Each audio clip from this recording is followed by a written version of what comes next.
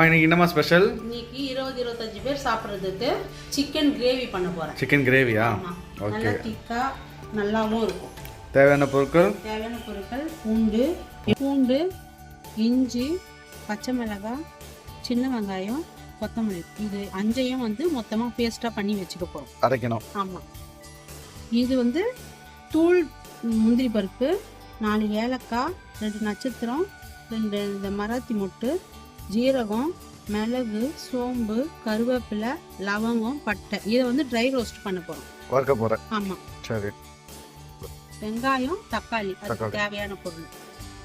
இப்போ தயிர், மிளகாத்தூள், மஞ்சத்தூள், உப்பு, சிக்கன். ஓகே. இப்போ செய்ய ஆரம்பிச்சலாமா? ஓகே. இப்போ சிக்கன்ல இந்த தயிரை ஊத்திட்டு இந்த மிளகாத்தூள், மஞ்சத்தூள், உப்பு மொத்தத்தையும் போட்டு பெசரி வச்சிட போறோம். மிளகாத்தூள், மஞ்சத்தூள், உப்பு. அதுக்கப்புறம் இந்த ட்ரை ரோஸ்ட் பண்ணி அதையும் இதுலயே போட்டு பெசரி வச்சிடணும். நம்ம இப்போ இது வரைக்கும் பெசரிஞ்சிடலாம். அதெல்லாம் பொடி பண்ணிட்டு ஆட்டலாம்.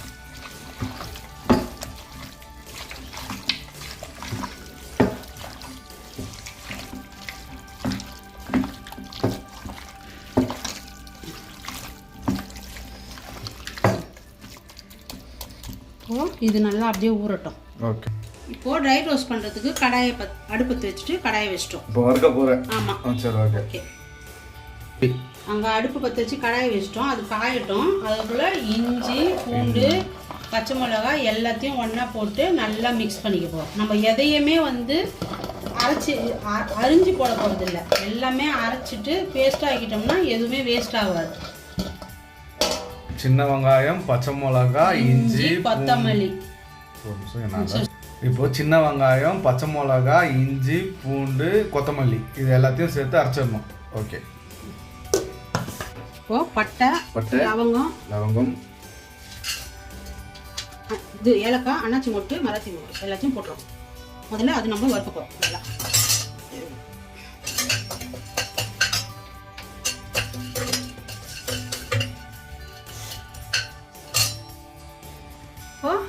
இன்னொரு பாத்திரம் எடுத்து வச்சுட்டோம். இப்போ அதில் எண்ணெய் ஊற்றிக்கிறோம். இப்போ அது வறுக்கிற டைமில் எண்ணெய் ஊற்றிக்கிறோம். சரி. ஓகே.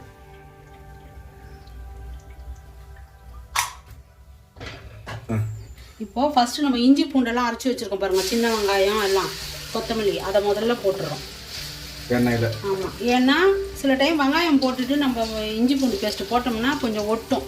இது ஒட்டாமல் இருக்கும். கொஞ்சம்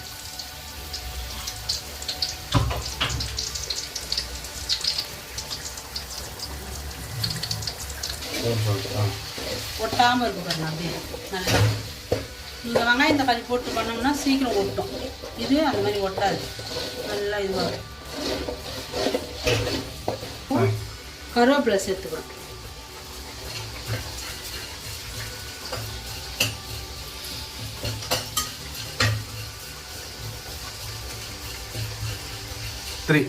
இப்போ அங்கே இஞ்சி பூண்டு பேஸ்ட் வதங்கிட்டு இருக்கு. இந்த பக்கம் பட்டை லவங்கெல்லாம் நம்ம வதக்கிட்டு இருக்கோம். அதுக்குள்ள வெங்காயத்தை அரிஞ்சிக்கலாம்.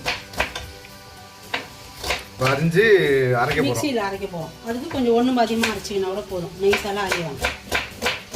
இது கலரி கொடுத்துட்டே இருக்கணும்.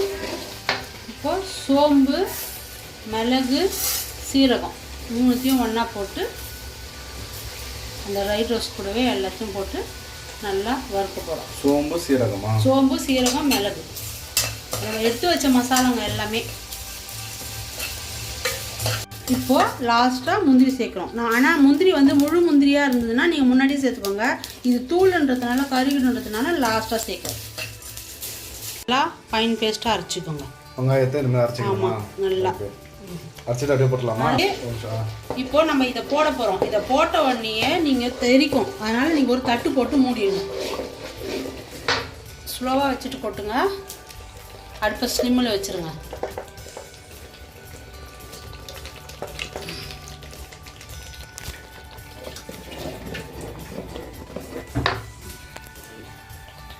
இப்போ இதை ஒரு நல்லா கலரிட்டு தட்டு போட்டு மூடிடணும்.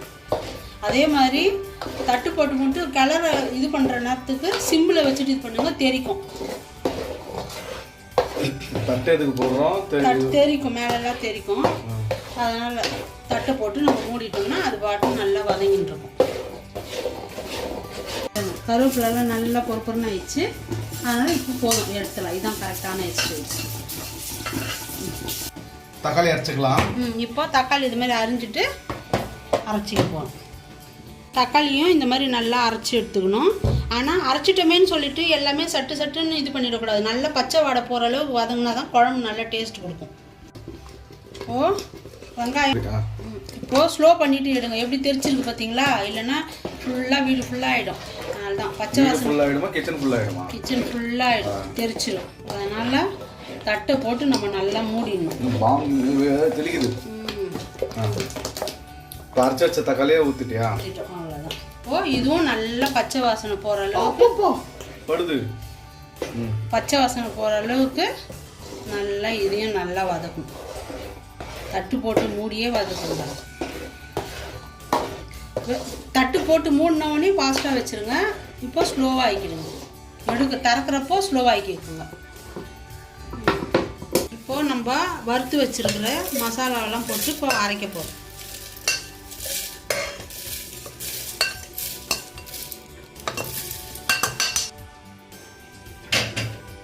இந்த வறுத்து வச்ச மசாலா எல்லாத்தையும் அரைச்சிக்கலாமா? ஆமாம். சிக்கன் கிரேவிக்கு டேஸ்ட் கொடுக்குறதே இந்த மசாலா தான். சூப்பராக இருக்கும். போட்டு நம்ம சிக்கனோட கலந்துட போகிறோம். இப்போ இந்த அரைச்சி வச்சிருக்கிற மசாலா போட்டு நம்ம கலந்து கொஞ்ச நேரம் அந்த வெங்காயம் தக்காளி வதங்குற வரைக்கும் இதுவும் நல்லா அப்படியே ஊற வைக்க போகிறோம். கலரி சில பேர் அரைச்சி கூட வச்சுப்பாங்க. நான் தினைக்குமே செய்கிறப்போ அரைச்சிப்பேன் ஃப்ரெஷ்ஷாக. ஏன்னா முந்திரி எல்லாம் போடுறதுனால கொஞ்சம் எண்ணெய் தன்மை இருக்கும். அது ஒரு மாதிரி இந்த ஜிகிடு வாசனை வந்துடும் அரைச்சி வச்சோம்னா. அதனால் அப்பப்போ வேணுன்றப்போ அரைச்சிக்கலாம். இப்போது நல்லா வாசனை, அந்த பச்சை வாசனை எல்லாம் போயிடுச்சு. இப்போ என்ன பண்ண போகிறோம்? நம்ம சிக்கன் எடுத்து போட போகிறோம். சிக்கனை போட்டால் மூட தேவையில்லையா? அதுக்கப்புறம் கொதிக்காது. வெடிக்குது மாட்டோம். ஆமாம், தெரிக்கும் அப்படியே.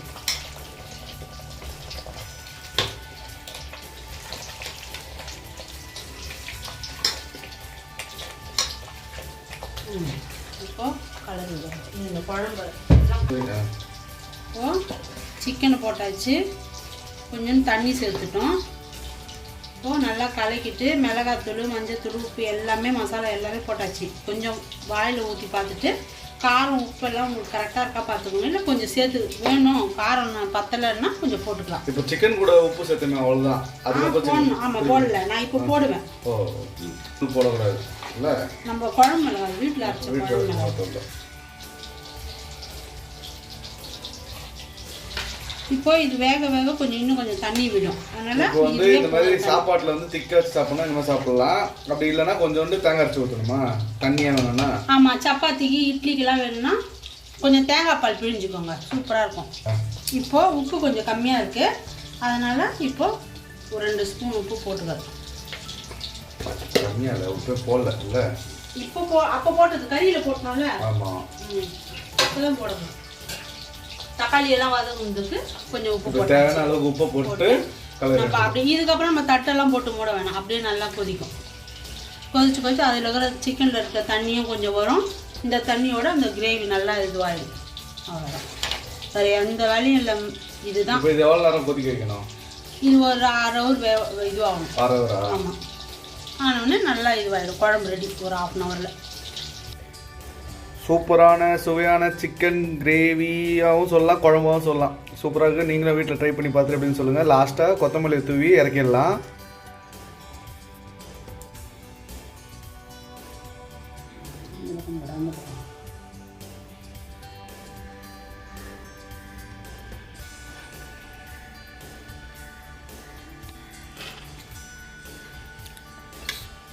சூப்பராக வந்திருக்கு.